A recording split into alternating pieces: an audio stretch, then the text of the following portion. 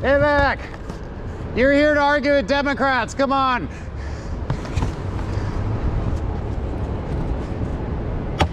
Well, man, Kamala doesn't have time to talk, but I will. Hotel security told me you weren't even in here. They were trying to get me. They were just doing their job. Let me just read it real quick. Yeah, I get that a lot, that my signs are too long. Yeah, that's okay. I get that sometimes too. You're right. But my whole thing about, like, when you keep saying, you know, Vivek's truth, there are just two genders, it feels like that's arguing about the meaning of a word more than an underlying fact. It's I've talked about it in a much more lengthy way as well. Legally, I have to tell you my camera's on. That's just in case they accuse me of doing something. Okay. But so, what can I do? What can I tell you that's helpful? I mean, I didn't know if you said you were just generally in town to debate Democrats, and some of them are a little bit busy, but I just wanted to know what you were looking for while you were here. Well, look, I'm really not here to, like, this morning. Okay. And you know, like, I wanted to offer, I said we're going to be best off as a country if we have two competing visions for the future of the country.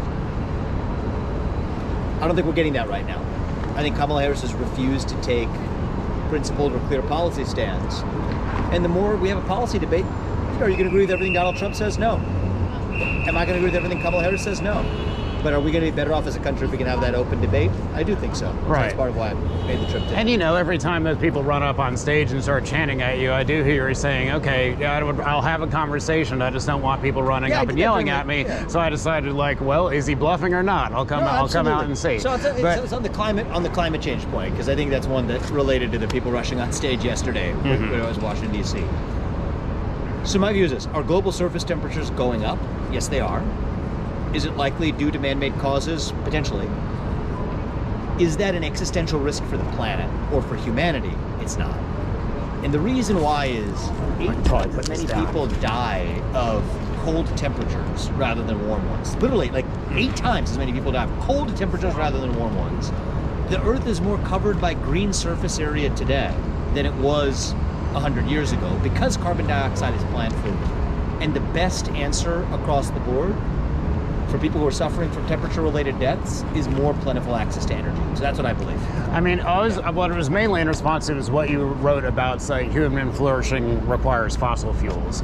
And I think it does. Yeah, actually. I mean, I think if you're taking it strictly literally, I think that's technically incorrect. If aliens came down and said in 20 years we're going to vanish all fossil fuels from the Earth and you're going to have to figure out how to survive, would humans still survive and flourish? I think the answer is yes. Okay, I mean, I think all okay. absolutist statements are technically wrong. Well, technically that was an absolutist statement. So all absolutist statements except this one are technically wrong. It's just like saying that fossil fuels will kill the planet is also wrong.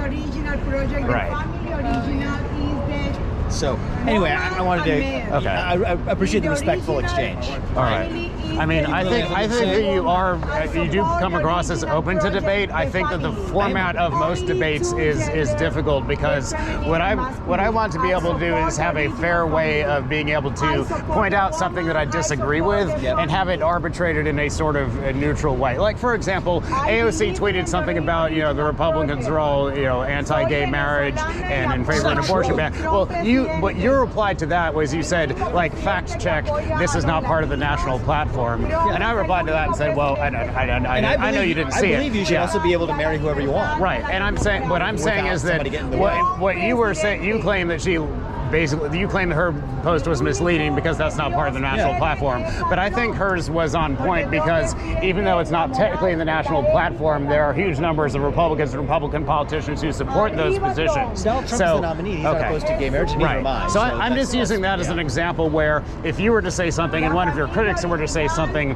we need sort of a fair way of arbitrating. Like, there's no absolute truth in that case, but arbitrating who is more correct. And I think, my honest, objective opinion is if you polled 20 people and you had what you said and then you have what I said in response, I think, I believe I would get maybe 12 or 13. It would be biased based on, but you see, the current Bennett, Hazelton. Nice to meet you. I gotta say, I appreciate at least that you're interested in a thoughtful dialogue. We share that much in common. Yeah, so I respect that. I think it's unfortunate that social media doesn't really enable that. There's not algorithmically supercharged. There's not a way to reply to a famous person and have a fair arbitration of who is more correct. correct because it's just too Yeah, skewed. sure. Good seeing All you. right. Supporter. My What's your name, wife brother? actually just interviewed you. Oh, really? Yeah, with the Daily Mail. Kate. Amazing. Yeah, Okay, Kate she's was my my wife. wife. She's awesome. Well, as soon as I saw you, I was like, I don't think I'll fuck any shit up today. All right. Thank you.